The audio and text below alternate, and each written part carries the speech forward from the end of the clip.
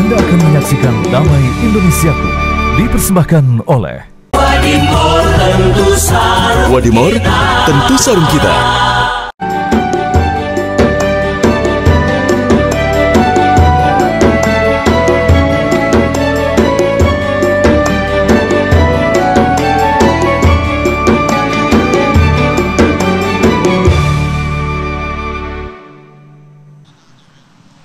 Bismillahirrahmanirrahim. Assalamualaikum warahmatullahi wabarakatuh. Alhamdulillahirabbil alamin, hamdan katsiran thayyiban mubarakan fih. La haula wala quwata illa billahil aliyyil azim. Segala puji bagi Allah pemirsa. Senang sekali Damai Indonesiaku kembali menyapa Anda selama 90 menit ke depan. Pemirsa, kita akan membahas atau menambah hasanah keimanan dan juga keislaman kita. Yang pada kesempatan siang hari ini pemirsa, kita akan mengangkat mengenai adab dan empati, merupakan refleksi keimanan seseorang. Bersama guru-guru kita Ki Haji Sumarno Syafi'i dan juga Ustadz Riza Muhammad yang akan membahas tema yang sangat menarik ini. Pemirsa, disiarkan langsung dari Masjid Baitur Rahmi Islamic Center, Jalan Hos Cokro Aminoto BSD Serpong, Tangerang Selatan. Inilah Damai Indonesiaku yang dipersembahkan oleh Sarung Wadimor, tentu sarung kita. Selamat mengikuti. Assalamualaikum warahmatullahi wabarakatuh.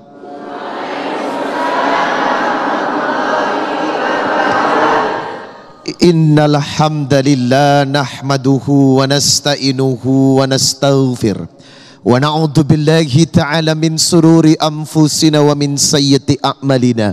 May yahdihillahu fala mudilla lahu wa may yudlil fala hadiya lahu.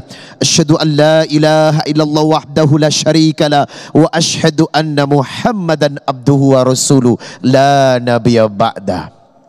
Pemirsa Damai Indonesiaku, Bapak Kiai Haji Sumarno yang sangat saya cintai, dan hamba-hamba Allah calon penghuni surga, semoga senantiasa menjadi orang-orang yang dijaga dan punya akhlakul karimah.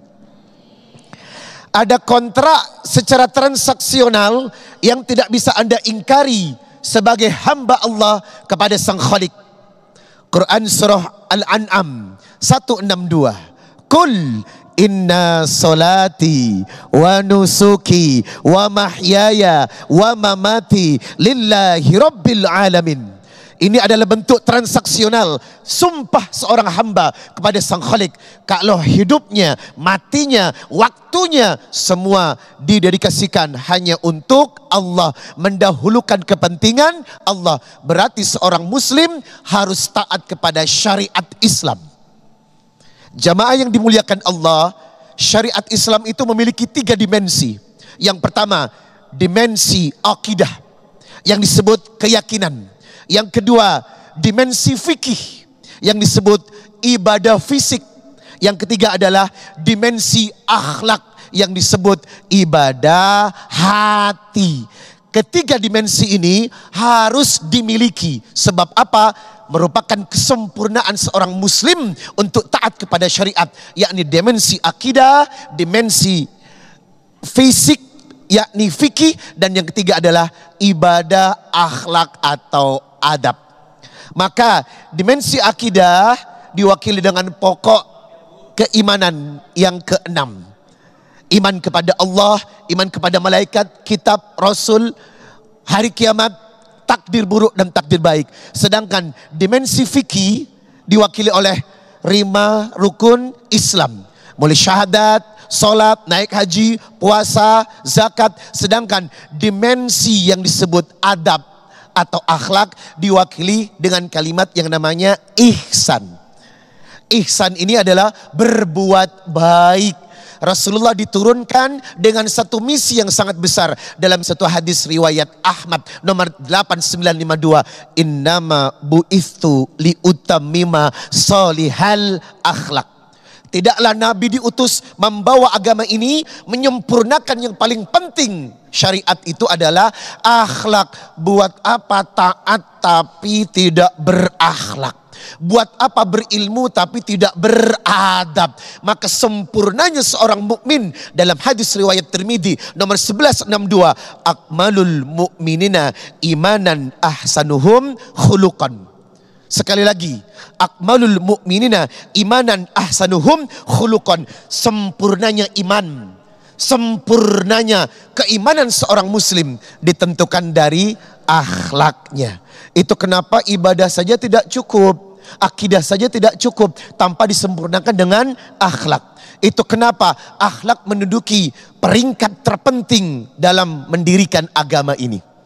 Jamaah yang dimuliakan Allah Subhanahu wa taala, dan Nabi memberikan garansi, inna min ahabbikum ilayya wa aqrabikum minni majlisay yaumal qiyamah ahasinukum akhlaqah. Maka barang siapa yang ingin dicintai Allah, wa aqrabikum minni, dekat denganku, majlisay yaumal qiyamah, tempat duduknya, majelisnya di hari kiamat, maka perbaiki akhlaknya, miliki akhlak yang baik. Berarti kesempurnaan seorang mukmin yang taat kepada Allah ditutup dengan sempurnanya untuk memperbaiki akhlak dan memperindah akhlaknya. Jamaah yang dimuliakan Allah, bahkan Nabi memberikan garansi kepada kita, innal mu'minah la yudriku, seseorang mukmin derajatnya darajat as-shaimil qaimi, setara dengan ahli saum dan ahli salat, min husni khuluqihi, kalau memiliki akhlak yang baik, Pak.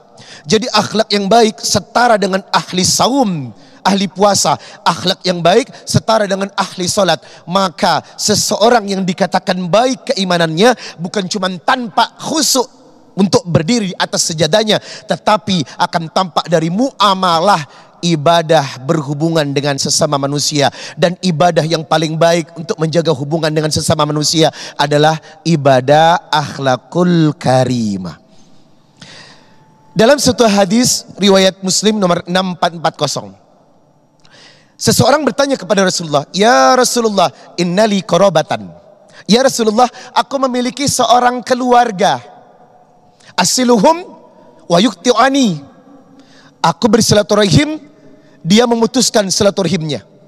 Wa ahsinuhum alaihim wa ahsinu alaihim wa yusiuna ilayya, saya berbuat baik padanya, dia berbuat buruk padaku. Wa ahlumun anhum wa yajhiluna alayya, saya sabar atas perlakuannya tapi dia selalu menyakitiku. Bagaimana ini ya Nabi? Aku selalu berbuat baik tapi menerima yang buruk dari dia. La in kunta kama qulta, Nabi berkata, kalau betul-betul sikapmu demikian dan kamu istiqomah berbuat seperti itu, faka'annama tuisiful mallah, maka demi Allah kau seperti memberikan api neraka dalam mulutnya. Dan yang paling penting, wala yazaluka ma'aka minallahi dhahirun alaihim, pertolongan Allah akan datang, diberikan kepada orang-orang yang selalu berbuat baik, bersikap baik, dan membalas keburukan dengan kebaikan. Masya Allah. Jamaah yang dimuliakan Allah Subhanahu wa ta'ala, dari beberapa hadis-hadis yang telah disampaikan, ternyata memang akhlak adalah kunci dari keindahan agama Islam. Akhlak adalah inti dari keberkahan agama Islam. Karena apa? Rasulullah diutus memperbaiki akhlak lebih dominan daripada yang lainnya. Innama bu'ithu liutamima solihal akhlak. Bagaimana menyikapi sesuatu dalam kehidupan? Kita melihat seseorang melakukan sebuah kesalahan, lalu bagaimana cara memperbaiki kesalahan itu?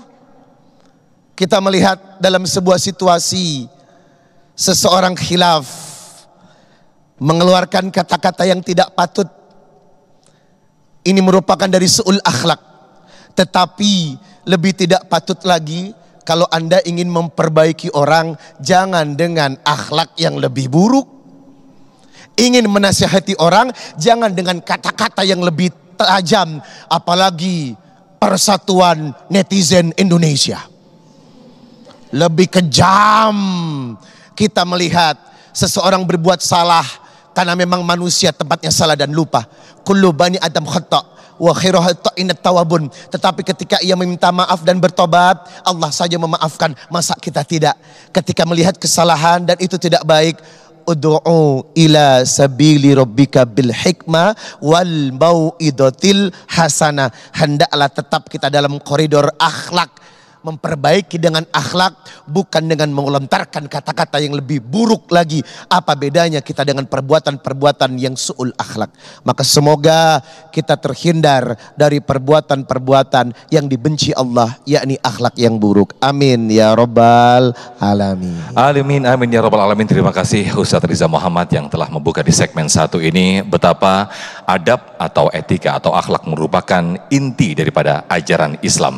Itu mengapa Rasulullah Shallallahu Alaihi Wasallam diutus di muka bumi ini untuk liutamima makarimal akhlak, untuk menyempurnakan akhlak, di mana saat itu masyarakat kota Mekah penuh dengan kejahilian. Nah pemirsa, di segmen berikut Kiai Haji Sumarno Syafi'i akan menyampaikan bagaimana adab merupakan buah keimanan seseorang. Tetaplah bersama kami di Damai Indonesiaku yang dipersembahkan oleh Sarung Wadimor, tentu sarung kita.